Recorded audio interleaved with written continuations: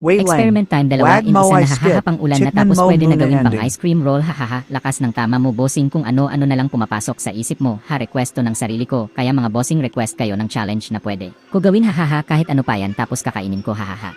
So ayun nakita nyo naman pinaghalunan na ang siomay haha ang weird neto tapos ang weird din ng gumawa hahaha. Hinalo na rin palang ang gatas ng kambing hahaha est milk base.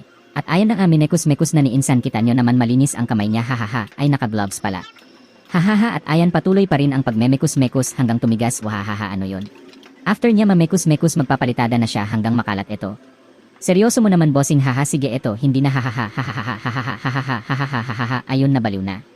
Ito na yung pinaka nakaka-satisfied video dahil i-roll siya ng i-roll hanggang maka-anim rolls ano kaya lasa neto haha ang weird kasi i-port turn to dessert. Hahaha i-advance ko na pagtapos kong gumawa tinikman ko na ang weird ng lasa niya di ko ma-explain. Pero nalalasahan ko pa rin yung milk tapos ang texture niya para kang kumain ng mamig na karne haha parang nakakdiri tapos nung kinain ko yung siomay. Na half ang malamig yun hahaha para sa akin di bagay ang lamig ng pork kaya nasuka ko haha ayun the end.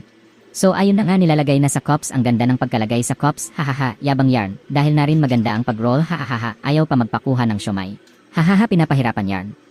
Sinunod na rin ang caramel syrup at ito na ang experiment finished product hahaha ang ganda niya tingnan pero ang lasa ang weird by BCU.